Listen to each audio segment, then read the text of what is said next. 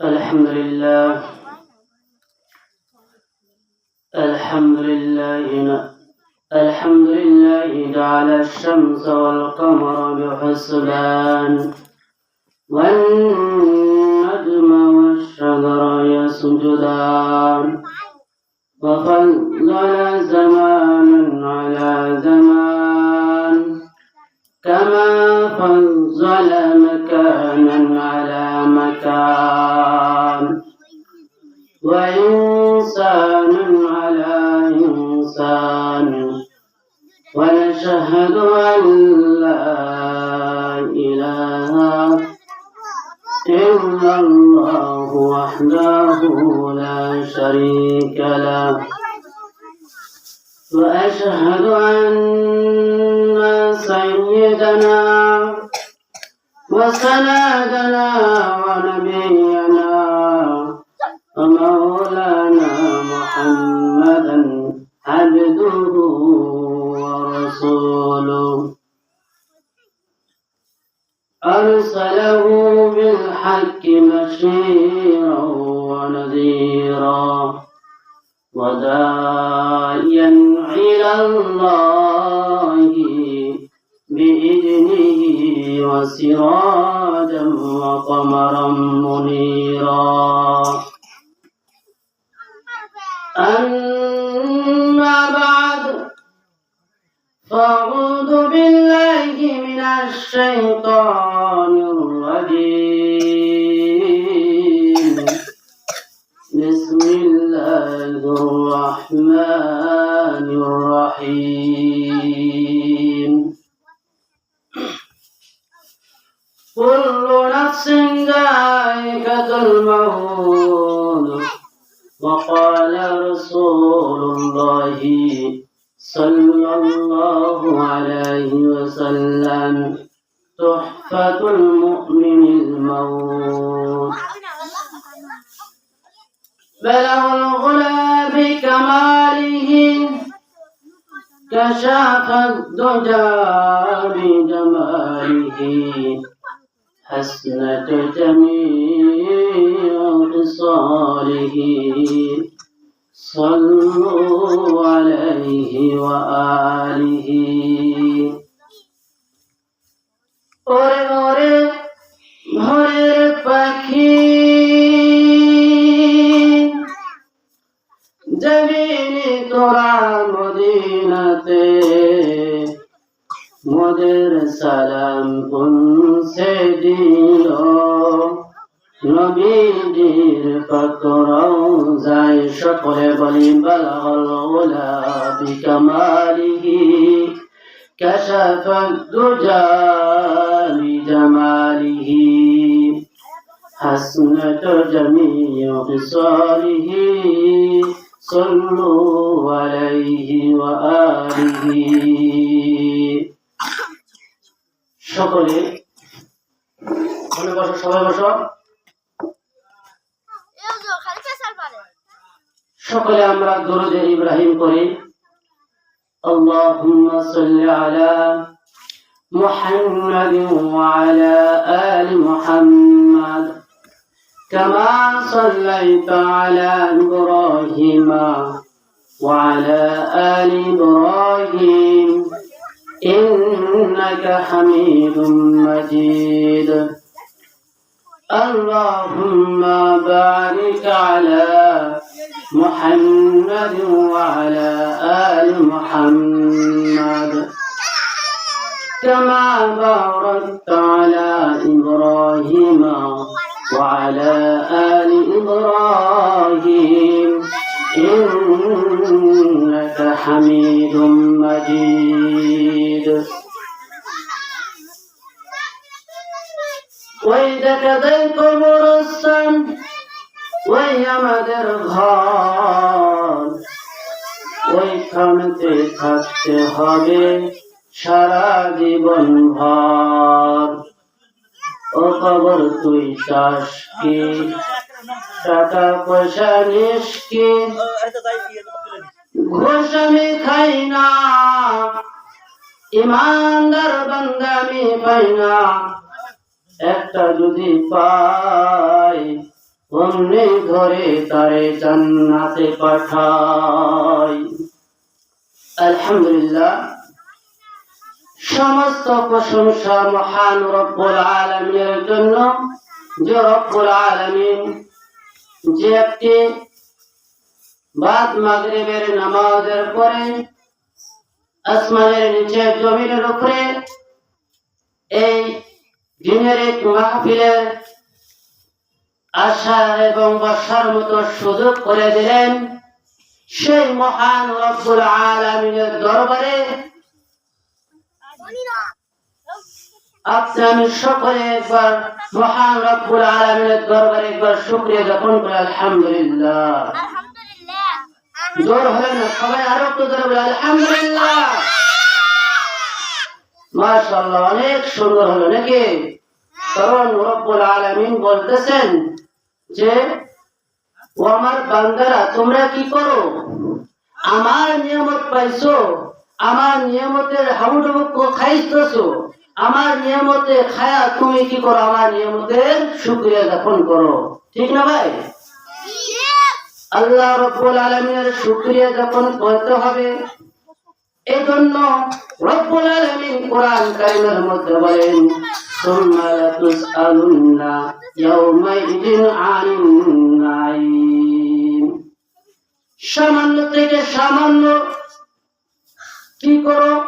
আমার নিয়ামতের থেকে সামান্য নিয়ামতের যদি তুমি শুকরিয়া জ্ঞাপন করো, তবুও কি করতে পারবা?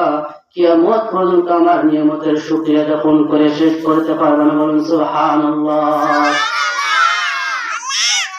এই জন্য রব্বুল আলামিন আমাকে আপনাদেরকে সামিয়ানার নিচে জান্নাতের বাগিচার মধ্যে, জান্নাতের বাগানের মধ্যে আশা এবং বসার মতো তৌফিক দিলেন। এই জন্য রব্বুল আলামিনের দরবারে আপনি আমার প্রত্যেকের আসার দরকার আছে কিনা বলেন তো ভাই? যে এখানে দেখা যাচ্ছে যারা মাহফিল দিয়েছে, মাহফিলে যে কমিটি, যারা মাহফিল, যাদের বাড়ি মাহফিল, তারা আজকে এখানে এখনো আসে নাই। কেন আসে নাই? কারণ তারা খানা পিনার মধ্যে তার মজা এখন আসছে নাকি? হ্যাঁ, যাদের মাহফিল তারাই আজকে খানা পিনা উল্লাসের মধ্যে বসে আছে। কারণ এটা তো একটা দিনের মাহফিল। এই দিনের মাহফিলে কি করতে হয়? সবাইকে আসতে হয়। কারণ এটা একটা বাউন্ডারি, একটা এরিয়া। এই এরিয়ার ভিতরে যারাই আসবে তারাই কি পারবে, তারাই সওয়াব পাইবে। কারণ আল্লাহ রাসূলুল্লাহ সাল্লাল্লাহু আলাইহি ওয়াসাল্লাম বলেছেন, কি করো? যেখানে দিনের কথা হয়, যেখানে কোনো আলোচনা হয়, সেখানে তোমরা কি করো? সেখানে তোমরা আসো এবং তোমরা কি করো? সেখানে কথাগুলো মনোযোগ সহকারে শোনো। সেখানে তোমরা কি করো? কথাগুলো মনোযোগ সহকারে শোনো, তাহলে তোমাদের এগুলো কাজে লাগবে। আর যদি এগুলো তোমার খেলাধুলা, হাসি তামাশার মধ্যে এগুলো দিয়ে দাও, তাহলে কোনো কাজে আসবে না। আমাদের অনেকে বাপ জানারা রয়েছে, তারা কি করতে চায়? কোনো চার স্টারে তারা বসে আছে। কারণ অনেকে ঘরের ভিতরে বড় একটা সাপের বাক্স আছে, সেই সাপের বাক্সকে চালু করে দিয়ে তারা ওখানে তারা কি করতেছে? তারা সিনেমা দেখতেছে, ছবি দেখতেছে, যত নেতা আছে সব সেখানে তারা দেখতেছে, ঠিক না ভাই? এক কথা বলে কেন? হ্যাঁ, কেউ কথা বলবে না। এক কথা বলে কেন? কেউ কথা বলবে না। সকলে সুন্দর করে মনোযোগ শুনতে হবে কথাগুলো। কারণ আমি আজকে যে বিষয়ে কথাগুলো বলবো, সেই বিষয়ের কথাগুলো আপনার সকলের দরকার, ঠিক না? সকলের দরকার। কারণ আমি যে আয়াতটা পড়েছি, যে হাদিসে পড়েছি, এই আয়াত ও হাদিসের মধ্যে থেকে আমার মূল্যবান বয়ান আমি শেষ করব আজকে। কারণ ভাই বুজুর্গ, এই দুনিয়াতে আপনি খেল তামাশার জন্য আসি না, এই দুনিয়াতে আপনি খেলাধুলা করার জন্য আসি না। আল্লাহ রাসূল এমনি বলছে যে এমন এক জামানা আসবে, এমন এক জামানা আসবে সেখানে তাদের হাতে কি হয়ে যাবে, তাদের হাতে আগুন রাখা সহজ হয়ে যাবে। আল্লাহ রাসূলের একটা সুন্নাত জিন্দা করা তাদের পক্ষে কঠিন হয়ে যাবে, ঠিক না? কারণ আমাদের এখানে কোরআন হাদিসের আলোচনা হইতেছে, আর আমাদের এখানে কোন আল্লাহর বান্দারা অনেকে ঘোরাফেরা করতেছে। কারণ এটা একটা অনেক বড়, যে একটা কত বড় একটা বেয়াদবি, তা বলে শেষ করা যাবে না। এই জন্য মুসলমান বাবাজিরা আমার, আমি আপনাদের সামনে যে কোরআনের আয়াত তেলাওয়াত করেছি, যে কোরআন হাদিসের আলোচনা করেছি, সেই আয়াতের মধ্যে আপনারা সকলে জানি কুল্লু নাফসিন যায়কাতুল মাউত, কুল্লু নাফসিন যায়কাতুল মাউত।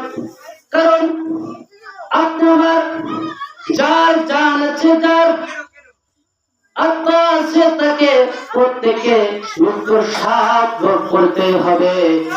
এই জন্যই আপনার মৃত্যুবরণ করতে হবে, ঠিক কিনা ভাই? মৃত্যুবরণ করতে হবে না? আপনাদের প্রত্যেকে মৃত্যুবরণ করতে হবে, মৃত্যুর স্বাদ ভোগ করতে হবে। এই জন্য এখানে কি হচ্ছে? হ্যাঁ,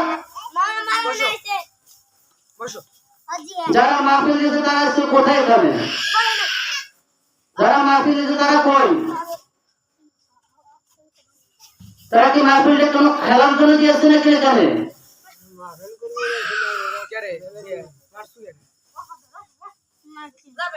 একটা কোন কথা বলবেন? এখানে খেলার জন্য আসেনি। যদি কথা বলতে এখানে আসতো, কথা বলো, এখানে আসতো, যে কথা বলে তাকে এখানে নিয়ে আসতো, কথা বলো।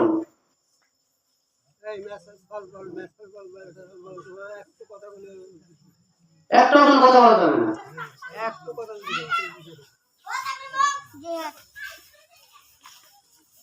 এই জন্য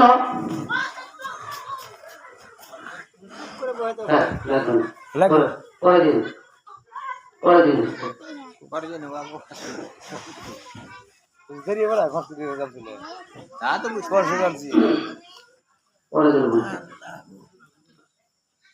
দেখেন, যার জান আছে, যার আত্মা আছে, তাকে মৃত্যু বরণ করতে হবে, মৃত্যু তাকে ধরবে। কারণ মৃত্যুর হাত থেকে কেউ বাঁচতে পারবে না। কারণ মৃত্যুর হাত থেকে আপনি কেউ বাঁচতে পারবো না, মৃত্যু আপনাকে ধরবে।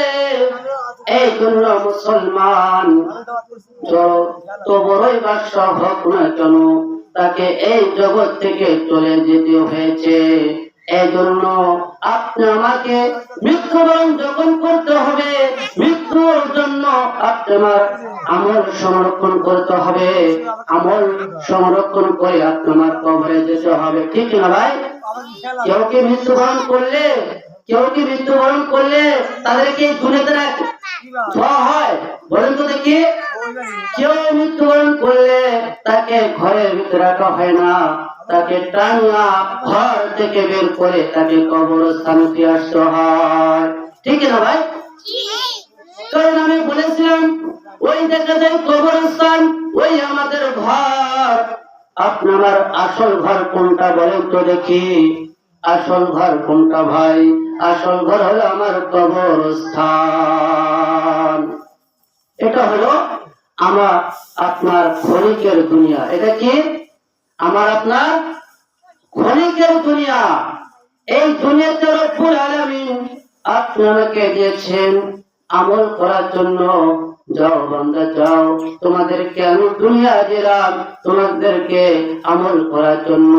আমল করে তোমাদের বাড়িতে তোমরা চলে আসো। একটা উদাহরণ দেখেন, যে আমরা যে সকলে তো দুনিয়াতে বাঁচে থাকার জন্য কি করতে হয়? হাট বাজারে যেতে হয়, ঠিক না ভাই? হাট বাজারে যেতে হয় কিনা বলেন তো? হাট বাজারে যেতে হয়। হাট বাজারে যাওয়ার পরে, বাজার করার পরে কেউ কি সেখানে থাকে? কেউ থাকে না, ওই বাজার হদাই নিয়ে তারা বাড়িতে আসতে হয়। ততরূপ আপনি আমাকে এটা আল্লাহ রাব্বুল আলামিন দিয়েছে একটা বাজার, এই বাজার থেকে আমল সংরক্ষণ করে নিয়ে আপনি আমাকে কবরে যেতে হবে, কবরে যেতে হবে। কারণ কবরটি অনেক বড় ভয়ানক কবর, যে কবরটি আপনি আমার জন্য আসল ঘর। সেই কবরটার ভিতরে আপনি আমার কোনো বাতি থাকবে না, কোনো আলো থাকবে না, কোনো জানালা থাকবে না, কোনো কিছু থাকবে না। সেই অন্ধকার কবরে আমাকে ছুঁয়ে আসবে। যখন ছুঁয়ে আসবে, আসার পরে 40 কদম চলে আসার পরে আপনি আমার সওয়াল করা শুরু হয়ে যাবে। কি হয়ে যাবে ভাই? সওয়াল করবে আল্লাহর তরফ থেকে। আল্লাহ তাআলা ফেরেশতা পাঠিয়ে দিবে। ফেরেশতা আসার পরে আপনাকে 3টি প্রশ্ন করবে। কয়টি প্রশ্ন করবে ভাই বলেন তো দেখি? কয়টি প্রশ্ন? 3টি প্রশ্ন করবে। 1 নম্বর বলবে মান রাব্বুকা, মান রাব্বুকা, মা দীনুকা, মান নবিয়ুকা। এই 3টি প্রশ্ন যখন করবে, এই 3টি প্রশ্ন করার সময় যদি আমি দুনিয়ার বুকে আরবি শিখি, আরবি বলতে পারি, তাহলে আরবি শিক্ষা শিক্ষিত হয়, তাহলে আপনি আমি আল্লাহ রাসূলের তরিকা অনুযায়ী চলি, তাহলে আপনার আমি এই 3টি প্রশ্নের জবাব সুন্দরভাবে দিতে পারবো। এই মুসলমান বাবাজিরা আমার, এই 3টি প্রশ্ন যখন আমি আল্লাহ রাসূলের তরিকা অনুযায়ী চলবো, তখন আমি সুন্দর করে বলতে পারবো। কারণ আমি সকলে জানি এই দুনিয়াতে বাংলা, ইংরেজি এবং ফার্সি, উর্দু সব ভাষায় চলে, তবে কবরের জগৎটা ওটা হলো কোন বাংলা, ইংরেজি, কোন ফার্সি, উর্দু ভাষা চলে না। চলে শুধুমাত্র সেখানে আরবি। সেখানে কি করে বলেন তো দেখি? আরবি। তাহলে আমাদের আরবি শিখতে হবে নাকি? শিখতে হবে না? সেখানে আমাদের কি শিখতে হবে? আরবি শিখতে হবে। আরবি যখন ফেরেশতা বলবে মান রাব্বুকা, তোমার রব কে, যদি আমি আল্লাহ রাসূলের তরিকা অনুযায়ী চলি, তখন বলবে আমার রব একমাত্র আল্লাহ। আমার রব কে বলেন তো দেখি ভাই? সবাই বলেন তো দেখি আল্লাহ। আর মা দীনুকা, তোমার দিন কি বলেন তো দেখি? মুসলমান আছে, আপনাদেরকে আমি পড়াইতেছি একটা ক্লাস, সেটা নাকি যে আমাদের দিন কি বলেন তো দেখি সবাই? আমাদের দিন হলো ইসলাম। আমাদের দিন কি ভাই? ইসলাম। আমাদের দিন হলো ইসলাম।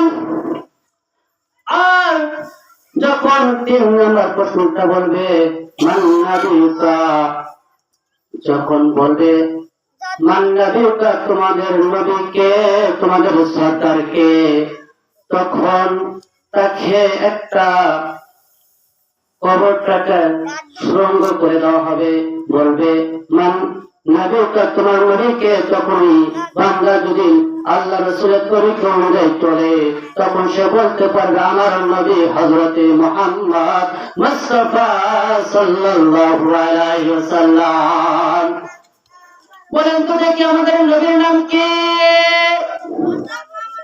আমাদের নবীর নাম কি বলেন তো দেখি? হযরত মুহাম্মদ মুস্তাফা সাল্লাল্লাহু আলাইহি ওয়াসাল্লাম।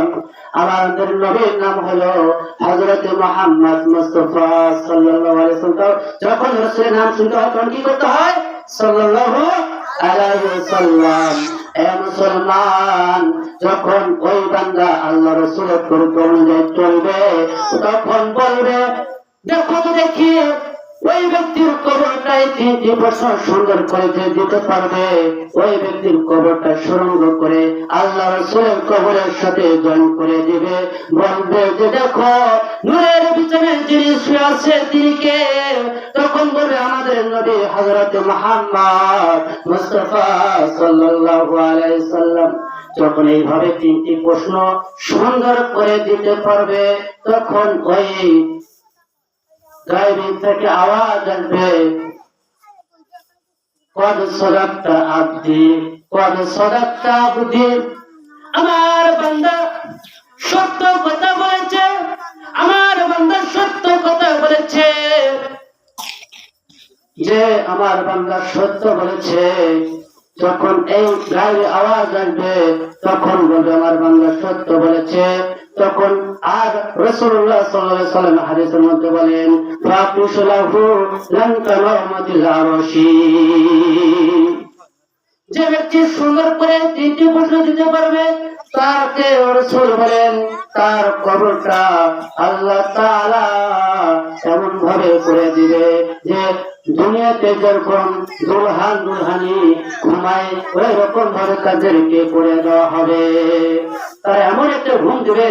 আল্লাহ রাসূলুল্লাহ সাল্লাল্লাহু আলাইহি সাল্লামের আরেকটা হাদিসের মধ্যে বলেন রাউযাতুম মিন রিয়াজিল জান্নাহ, রাউযাতুম মিন রিয়াজিল জান্নাহ। যে এই কবরটা হলো জান্নাতের একটা বাগান। তার জন্য আল্লাহ তাআলা কবর থেকে একটা জান্নাতের বাগান করে দিবে, জান্নাতের বিছানা বিছায়া দিবে, জান্নাতের হাওয়া তার কবরের মধ্যে ঢুকাইয়া দিবে। সুবহানাল্লাহ, কারণ জান্নাতের হাওয়া ঢুকাইয়া দিবে। আর যদি ওই ব্যক্তি ওই কবরটা এত সুন্দর হয়ে যাবে তখন সে এমন একটা ঘুম দেবে, এক ঘুমে তার কিয়ামত আসিয়া যাবে। যখন কিয়ামত ডাকা দেওয়া হবে, ডাক দেওয়া হবে, তখন বলবে আমি তো এই মাত্র ঘুম আসলাম, আমি তো এই মাত্র ঘুম আসলাম। যত তার এই ঘুমে তার কত শত বছর চলে গেছে সে জানে না। আর যদি মুসলমান এই কবরটা যদি এই 3টি প্রশ্নকে সুন্দর ভাবে দিতে পারবে না, যারা এই আল্লাহ রাসূলের তরিকা অনুযায়ী চলবে না, তারা বলবে হায় হায় হায় আমি তো কিছু জানি না, আমি তো কিছু জানি না। কারণ ওই ব্যক্তি দুনিয়াতে কোনো আল্লাহ রাসূলের তরিকা অনুযায়ী চলে নাই, আল্লাহকে মানে নাই, আল্লাহর হুকুম পালন করে নাই, পাঁচ ওয়াক্ত নামাজ আল্লাহর মসজিদে পড়ে নাই। ওই ব্যক্তি বলবে হায় হায় হায় আমি জানি না। যখন ওই ব্যক্তি বলবে আমি জানি না, ওই ব্যক্তিকে ওই কবরটা তার জন্য নুকরাতুম মিনান নার, ওই কবরটা তার জন্য একটা জাহান্নামের গর্ত হয়ে যাবে। বলুন নাউযুবিল্লাহ। ওই কবরটা কি হয়ে যাবে? জাহান্নামের একটি গর্ত হয়ে যাবে। শুধু তাই নয়, ওই কবরের মধ্যে রব্বুল আলামিন 99টি সাপ নিযুক্ত করে দিবেন। কয়টি সাপ বলুন তো দেখি? 99টি সাপ নিযুক্ত করে দিবেন। এটা কি শুধু আমাদের দুনিয়ার সাপ নেই ভাই? বলুন তো দেখি। এটা কোন দুনিয়ার সাপ না, এটা এমন সাপ, ওই সাপ যদি 1 সেকেন্ডের জন্য, 1 সেকেন্ড বেশি না, 1 সেকেন্ড যদি সে দুনিয়াতে একটা নিঃশ্বাস নেয়, এক নিঃশ্বাস নেয়, এক নিঃশ্বাসে দুনিয়ার যত গাছপালা করলতা যত কিছু আছে সবগুলো এমন ভাবে পুড়ে যাবে, এমন ভাবে নষ্ট হয়ে যাবে, কিয়ামত পর্যন্ত আর কোনো গাছপালা কোনো তরুণতা জন্মিবে না। তাহলে দেখেন আমাদের দুনিয়ার নীতি, যদি দুনিয়াতে কোন সাপ খবর দেয় তাহলে রোজা আনিয়ে কি করে ঝাড়িয়ে দিলে বিষ কমে যায়, ঠিক না ভাই? আর ওগুলো সাপ যদি একটা শুধু 1 সেকেন্ডের জন্য দুনিয়াতে নিঃশ্বাস নেয় তাহলে কি হয়ে যাবে? সব গাছপালা তরুণতা সব কি হয়ে যাবে? একটু পুড়ে ছাই হয়ে যাবে। তাহলে কত বিষের ক্রিয়া, হ্যাঁ বুঝতে পারছি? এত বিষের ক্রিয়া। এই সাপগুলো আমি আল্লাহ রাসূলের হুকুম মতো না চলার কারণে ওই সাপগুলো আপনাকে এমন ভাবে দংশন করবে, এমন ভাবে দংশন করবে, দংশন করলে আপনার সেখানে কি কোনো মানুষ আগে হবে ভাই বলেন তো? কেউ আসবে? সেখানে বলছিলাম ওখানে কি কোনো বাতি নাই, কোনো জানলা নাই, কোনো মানুষ সেখানে যাবে না। যেখানে এমন একটা অন্ধকার ঘর, সেখানে যদি আমি চিৎকার করে কেউ সেখানে আপনাকে আগিয়া আসবে না। আসবে ভাই? তাহলে এটা কি ভয়ানক জায়গা না? এই ভয়ানক জায়গার জন্য আপনি তো সেখানে সবাই যাবো, ঠিক না? না কেউ যাবো না বলেন তো দেখে? সবাইকে যেতে হবে ওই কবরের জগতে, যেতে হবে না? সেই কবরের জগতে সবাইকে যেতে হবে। এই মুসলমান, একটা চোখে দেখানো একটা কবরে আযাবের তারেক জামিলের একটা কিতাবের মধ্যে বলেন, চোখে দেখানো কবরে আযাব বাস্তব একটা কাহিনী আপনাদেরকে শোনাইব। সেই কাহিনীটাকে ডাক্তার নূর আহমেদ নূর সেই ঘটনাটা উল্লেখ করে বলেন, পাকিস্তানের ডাক্তার নূর আহমেদ নূর বলতেছেন, তারা এক গ্রামে, আপনাদের গ্রামে তো 3 দিনের জামাত আসে না? 3 দিনের জামাত, 40 দিনের জামাত আসে কিনা ভাই? এটা আসা অনেক ভালো। এটা কি আসা অনেক ভালো। যে অনেকের জায়গায় দেখা যায় যে বলা হয় যে 3 দিনের জামাত যে গ্রামে যায়, সেই গ্রামকে আল্লাহ তাআলা 40 দিনের কবরে আযাব মাফ করে দেয়। বলুন সুবহানাল্লাহ। কি বলা যায়?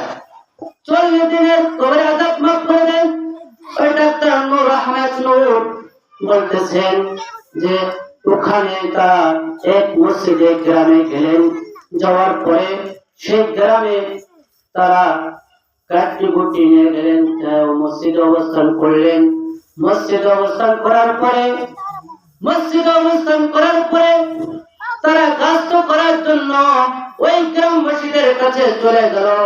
ওই গ্রামবাসীদের কাছে চলে যাওয়ার পরে দেখতে পাইল যে দেখেন মুসলমান, সেইখানে যায় দেখতে পাইল যে গ্রামের লোক সকল, ছেলে মেয়ে পুরুষ সকলে কি করতেছে? দৌড় করতেছে। যখন দৌড় দিতেছে, যখন দৌড় দেয়, দৌড় দেওয়ার সাথে সাথে ওই সমস্ত যারা 3 দিনের জামাত আসছে তারা তাদেরকে দাওয়াত দিতে যায়। তখন এই পরিস্থিতি দেখে যে কি করে 3 দিনের জামাতের লোকরা দেখতে পেল তারা দৌড় পাচ্ছে। তখন তাদেরকে জিজ্ঞাসা করলো, কি হয়েছে বলেন তো, কি হয়েছে? তখন তারা বলতেছে, এমন একটা বাস্তব কাহিনী দেখতে পেলাম, এমন একটা কাহিনী দেখে আমরা কেউ সেখানে থাকতে পাইলাম না। এমন একটা বাস্তব কাহিনী, সেই কাহিনীটি হলো মুসলমান। সেই কাহিনীটি একজন আল্লাহ এক বান্দা মারা গেছে। কি হয়েছে? আল্লাহর এক বান্দা কি হয়েছে? মারা গেছে। মারা যাওয়ার পরে কি করতে হয়? তাকে তার ঘরে রাখা হয় না? ঘরে রাখা হয়। তাকে ঘর থেকে টানিয়া তাকে বাহির করিয়া তাকে জীবনের মতো শেষ একটা গোসল করে দেওয়া হয়, ঠিক না ভাই? শেষ একটা গোসল করতে হয় না? না কেউ গোসল করা ছাড়া আমরা দাফন করি? দাফন গোসল করতে হবে। তবে আরেকটা হাদিসের মধ্যে যারা শহীদের মৃত্যু করে, যারা শহীদ হয়ে যায় তাদেরকে গোসল ছাড়া দাফন করে দেয়। এটা কি জানেন ভাই? শহীদ যারা হয়ে যায়, আল্লাহর জন্য শহীদ হয়ে যায়, তাদেরকে কি করে? তাদেরকে গোসল ছাড়াই দাফন করে দেওয়া হয়। বুঝতে পারছে? আমরা তো আর হলো আল্লাহর রাস্তায় শহীদ হইনি নাকি? তাহলে আমরা কি করব? বলেন তো দেখি। আমরা মৃত্যুর পরে আমাদের একটা শেষ জীবনে একটা শেষ গোসল করে দেয় নাকি? সাবানকে কত ভাবে গোসল করে দেয়। আমার গোসল করার শক্তি আপনাদের নাই, তখন থাকে কি? গোসল করার শক্তি থাকে না। এই জন্য যখন গোসল করার জন্য তাকে গোসলখানা নিয়ে গেল, ওই আল্লাহর বান্দার লাশটাকে যখন গোসল করার জন্য নিয়ে গেল, তখন ওই সময় একটা বিষধর একটা সাপ আসছে। আসার পরে ওই আল্লাহর বান্দাকে এমন ভাবে পেঁচাইছে, পেঁচাইয়া ওই আল্লাহর বান্দাকে সবল দিতেছে, আঘাত করতেছে। এই বিষধর সাপটা এত বড়, এমন আকৃতির দেখা যায়। এই সাপটাকে দেখিয়া তার আত্মীয় স্বজন, তার ভাই ব্রাদার, বন্ধু বান্ধব, তারা আর সেখানে তাদের ওই লাশের পাঞ্জারায় আর থাকলো না। গোসল যত দূরের কথা, তারা নিজের জীবনকে রক্ষা করার জন্য তারা দৌড় পাড়া শুরু করে দিল। নিজের জীবনকে তারা নিজের জীবনকে রক্ষা করার জন্য দৌড় পাড়া শুরু করে দিল। যখন শুরু করে দিল, ওই সময় তাবলীগের লোকেরা এই পরিস্থিতি, এই খবরটা শুনতে পাইল। খবরটা শুনতে পাওয়ার পরে কি বললো, তারা বাস্তব দেখার জন্য, কি সত্য না মিথ্যা এই কথাটা তারা বাস্তব দেখার জন্য তারা চলে গেল ওই আল্লাহর ওই বান্দার বাড়িতে। যাওয়ার পরে তারা সত্যই দেখতে পেল যে ওই লাশটাকে সাপ পেঁচে তাকে এমন ভাবে সবল করতেছে, সবল দিতেছে, মারতেছে। এমন পরিস্থিতি দেখে তারা বুঝতে পারলো এটা কোন সাপ না, এটা কোন সাপ না, এটা হলো আল্লাহ তাআলার একটি হলো গজব। এটা কি আল্লাহ তাআলার গজব। তখন ওই তাবলীগ জামাতের যারা 3 দিনের হিসাবে চলে আসছিল, তারা তাদের ভাই ব্রাদার বন্ধুদেরকে বললো যে এটা কোন সাপ না, তাহলে আপনারা করেন যে এটা সাপ না, এটা আল্লাহর একটা গজব। এই গজবকে সরার জন্য আল্লাহ তাআলার কাছে কি করো, তোমরা দোয়া করো, কান্নাকাটি করো, এমনকি আল্লাহর জিকির করো, আল্লাহ তাআলার কাছে এই ব্যক্তির জন্য মাফ চাও, আল্লাহ তাআলা মনে হয় তাহলে মাফ করে দিবে। তখন তার ভাই ব্রাদার বন্ধু বান্ধব কেউ তার কাছে আগে আসলো না। তারা বলতেছে এই তাবলীগ জামাতের লোকেরা কি পাগল হয়ে গেছে, এখানে গেলে আমাদের তো মারবে, আমাদের তো কামড়াবে। এই ভয়ে তার আত্মীয় স্বজন কেউ ওই লাশের পাঞ্জারায় আসলো না, এবং জিকির করবে, আল্লাহর কালাম করবে, তারা কেউ সেখানে আগিয়ে আসলো না। যে দেখেন এমন একটা মৃত্যু, যে দুনিয়াতে যার জন্য আপনি মাথার ঘাম পায়ে ফেলাইলাম, যার জন্য আপনি কি করলাম, নিজের সংসারে কোনো যত আপাত বিপদ হলো সবকিছু আপনি আমার কি করলেন, সেই সংসারের জন্য আপনি নিজের জীবন নষ্ট করে দিলেন, ঠিক না?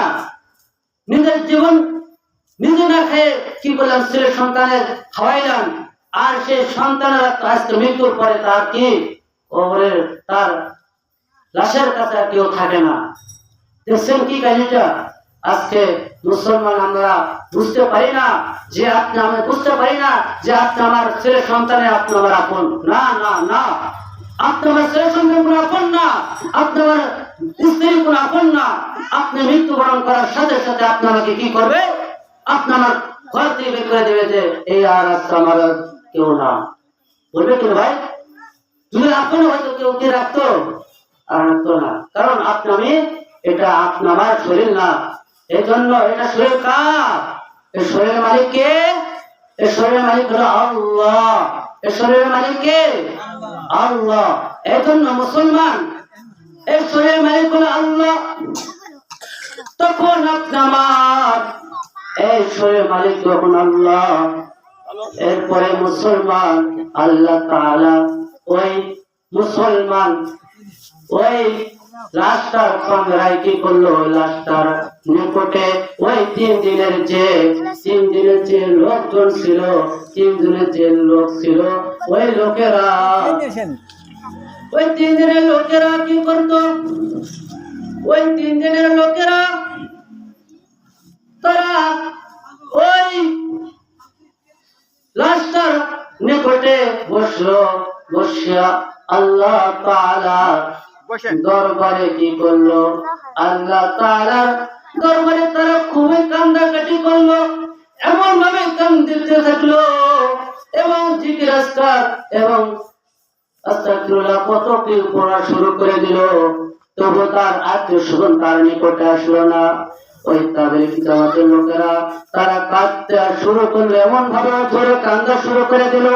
কাঁদতে কাঁদতে আল্লাহ তার কাছে যখন দোয়া করলো, আল্লাহ তাআলা ওই ব্যক্তিদের দোয়া কবুল করার কারণে ওই লাশের সাথে যে সাপটা ছিল সে উধাও হয়ে গেল।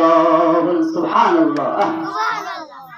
যখন উদয় হয়ে গেল তখন মুসলমান ওই ব্যক্তি যখন চলে গেল, চলে যাওয়ার সাথে সাথে ওই 3 দিন তাবলীগ জামাতের লোকেরা কি করলো, তারা ওই ব্যক্তির আত্মীয় স্বজনদেরকে বলল যে তোমরা কি করো, তোমরা কি করে তাড়াতাড়ি আসো, এই লাশটাকে তোমরা কি করো, গোসল দিয়া দাও, গোসল দিয়া দাও।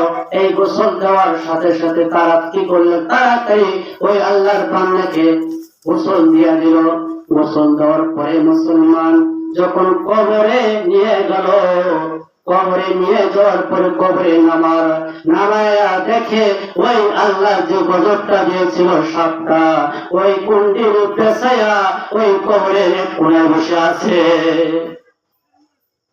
সাপটা তবু ছাড়ে নাই, কারণ ওটা ওই মুহূর্ত খালি শুধুমাত্র ওই 3 দিনের তাবলীগ জামাতের লোক আসার কারণে, তারা আল্লাহর কাছে দোয়া করার কারণে ওই মুহূর্তে শুধুই লাশটাকে ছাড়ে দিয়েছে। ছাড়ে দিয়ে তার কবরে যে ঘরটা, আসল ঘর, ওই ঘরের এক কোণায় সে কুঁড়ি পাকিয়ে বসে আছে। বসে থাকার পরে লাশটা শুধু নামার সাথে সাথে কি করলো, ওই সাপটা আবার তাকে পেছায় নিল, পেছায় তাকে আবার আঘাত করা শুরু করে দিল।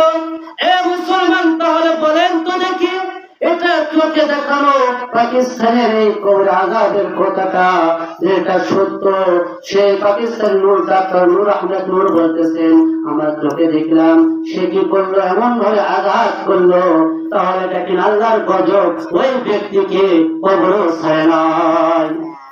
তাহলে দেখেন মুসলমান, আমাদের কি একটা জীবন, এই জীবন আপনার কি করলাম, আপনার এই জীবনটা কোথায় ব্যয় করলাম, আপনার এই জীবনটা কোথায় ব্যয় করলাম। ওই আল্লাহর বান্দা এত পবিত্র ছিল, পবিত্র থাকার কারণে আল্লাহ তাআলা তার গজবটা, তার শাস্তি তাকে দুনিয়ার বুকে দিয়ে দিল, ঠিক না ভাই? তাহলে আমাদের জীবনটা তো সুন্দর করতে হবে নাকি? আমাদের জীবনটা সুন্দর করতে হবে। জীবন আপনার সুন্দর করতে হবে। জীবন তোমার যেমন হবে মরণ তোমার তেমন হবে, মরণ তোমার যেমন হবে হাসর তোমার তেমন হবে। জীবন তোমার যেমন হবে হাসর তোমার তেমন হবে, হাসর তোমার যেমন হবে মরণ তোমার তেমন হবে। এ মুসলমান, সুন্দর করে কথাগুলো সুন্দর করে শুনে রাখো। সর্বশেষ যে ব্যক্তি মৃত্যুবরণ করবে, সর্বশেষ যে ব্যক্তি মৃত্যুবরণ করবে, ওই ব্যক্তিকেও কবরের জগতে 40,000 বছর কাটাতে হবে। ওই ব্যক্তিকে তাহলে কত বছর জগতে কাটাতে হবে বলেন তো দেখি মুসলমান? 40,000 বছর ওই ব্যক্তিকেও কবরের জগতে কাটাতে হবে, সর্বশেষ যে ব্যক্তি মৃত্যুবরণ করবে। তাহলে মুসলমান, একটু কি চিন্তা করা যায়? আমাদের জীবনটা সুন্দর করতে হবে না? কারণ কবি বলতেছে, জীবন যেমন হবে মরণ তোমার তেমন হবে, মরণ তোমার যেমন হবে হাসর তোমার তেমন হবে। হাসর কি হয়ে যাবে? হাসরও তেমন হবে। এই জন্য আমাদের জীবনটাকে কি করতে হবে? জীবনটাকে সুন্দর করতে হবে, ঠিক না? জীবন সুন্দর করতে হবে না? এই দুনিয়া আপনার দিয়েছে কামে রোজগার করার জন্য, মানে আমল করার জন্য। আপনি এই দুনিয়াতে যদি খেল তামাশা করে কাটিয়ে দেয় তাহলে হবে ভাই? বলেন তো দেখি, খেল তামাশা করে কাটিয়ে দিলে হবে না। কারণ দেখেন যে একজন সওদাগর মানে যারা ব্যবসা বাণিজ্য করে, তারা কি করতো? ব্যবসার জন্য তারা মাল পানি কি করতো? অন্য জায়গায় যাইতো, অন্য জায়গায় যায় কি করতো? মাল ক্রয় করে তারা নিয়ে এসে ব্যবসা করতো। তদ্রূপ মুসলমান ব্যবসার জন্য ওই সওদাগর ব্যবসার জন্য অন্য শহরের মধ্যে চলে যাবে, অন্য শহরের মধ্যে চলে যাবে। তখন ওই তার পরিবার পরিজনদের কাছে তাদের মনের আশা যে তাদের যে সওদাগর যে পরিবারের যে বড় সে ব্যবসার জন্য ফাঁকে যাবে, তার কে সংসারে কে কে কার কি লাগবে এই বলে তাদের প্রত্যেককে জিজ্ঞাসা করতে লাগলো, তোমার জন্য আমি কি আনবো? ছেলেকে বললো, আব্বু বলো তো তোমার জন্য কি আনবো? স্ত্রীকে বললো, বললো তো দেখি তোমার জন্য আমি কি নিয়ে আসবো। এইরকম ভাবে পরিবারের মধ্যে যারাই থাকে তাদেরকে জিজ্ঞাসা করলো। জিজ্ঞাসা করার পরে মুসলমান বাড়িতে আরেকটা জিনিস রয়েছে, সেটা হলো ময়না পাখি। ময়না পাখি কথা বলেন জানেন কি? হ্যাঁ, ময়না পাখি কথা বলে, ময়না পাখি কথা বলে। ময়না পাখি সে ময়নার খাঁচার ভিতরে আছে। তাকে বলল, হে ময়না, সবাই তো আমাকে বললো যে আমি যার যে পছন্দ আমাকে বললো আমি নিয়ে আসবো, তবে তোর কি চোখ লাগবে নাকি বল ময়না? ময়না পাখি বলল, হুজুর আমার কোনো কিছু লাগবে না, আমার কোনো কিছু দরকার নাই, তবে আমার যদি কোনো জাতি ভাই, আমার যদি কোনো জাতি ভাইকে সাথে সাক্ষাৎ হয় দেখা হয় তাহলে বলবেন যে তোমার জাতি ভাই আমার খাঁচার মধ্যে আমার বাড়িতে আমার খাঁচার মধ্যে বন্দী আছে, তবে তোমাদের কাছে সে সালাম দিয়েছে। কে দিয়েছে? সালাম দিয়েছে। তখন তারা বলল, সওদাগর বলতে, সাহেব ময়না তো আমার কাছে কিছু চাই নাই, সওদাগর ব্যবসার জন্য মাল পানি ক্রয় করার জন্য গেল, মাল পানি কেনার জন্য গেল, মাল পানি কেনার পাশাপাশি তার সংসারে গায়ে দিয়ে চাইছে সেটাই কিনলেন। তখন চিন্তা করলেন, হ্যাঁ আমার তো ময়না পাখি আমাকে বলেছে সে আমার কাছে কিছু চাই নাই, তবে সে তো চাইছে একটা হলো তার জাতি ভাইয়ের সাথে দেখা হলে তার সালামটা তাদের কাছে দিতে বলেছে।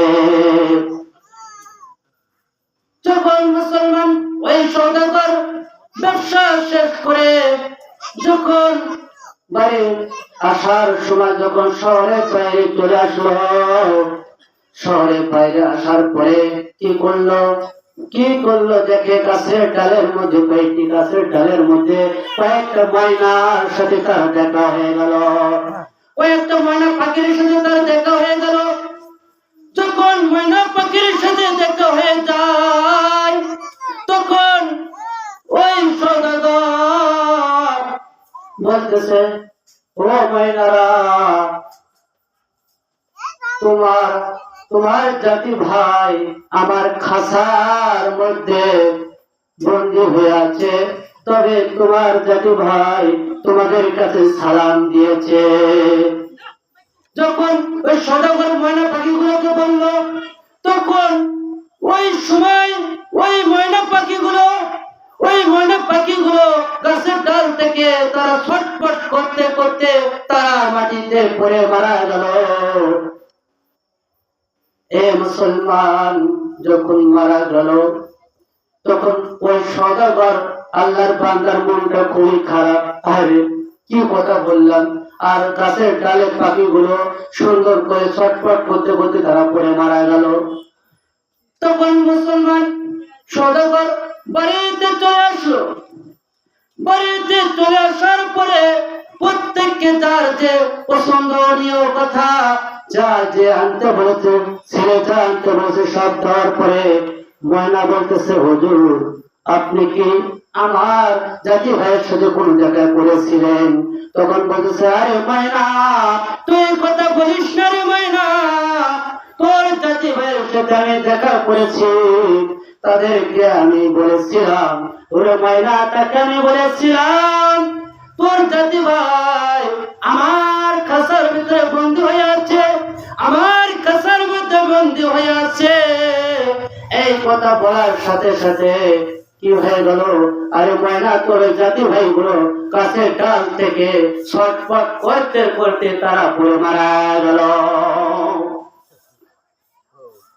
এই কথা বলার সাথে সাথে মুসলমান ওই তার খাসার ভিতরে যে পাখিটি ছিল, ময়না পাখিটি, ওই কথা শোনার সাথে সাথে তার খাসার পাখিটা ছটফট করতে করতে খাসার ভিতরে মারা গেল। কি হয়ে গেল? খাসার ভিতরে মারা গেল। তখন ওই সদাগরের মন আরো খারাপ হয়ে গেল। আরে কি কথা, আমার কথা শুনে ওই তার কাছের তার যে কোনো ময়না পাখি ছিল তারা মারা গেল, আর আজকে আমার এই খাসার পাখিটাও মারা গেল। মন খারাপ হবে না? খুবই খারাপ হয়ে গেল। তখন সদাগর কি করলেন? সদাগর ওই খাসার দরজা খুলিয়া ময়নাটাকে বের করলেন। বের করে তার পা দুটো ধরিয়া কি করলো? যখন চটকা মারলো, ছুঁড়ে মারার সাথে সাথে মুসলমান কিছু দূর যাওয়ার পরে ভুরুক করে সে ময়নাটা তাজা হয়ে উড়ে গেল। কি হয়ে গেল? ময়নাটা তাজা হয়ে উড়ে গেল। ময়নাটা যখন তাজা হয়ে উড়ে গেল, তখন ওই সদাগর বলতেছে, এ ময়না, এমন কি কাজ কি করলো তুই? কি হলো তোর? ব্যাপার কি? তুই তাজা হয়ে উড়ে গেলে যায় গাছের ডালে বসছে।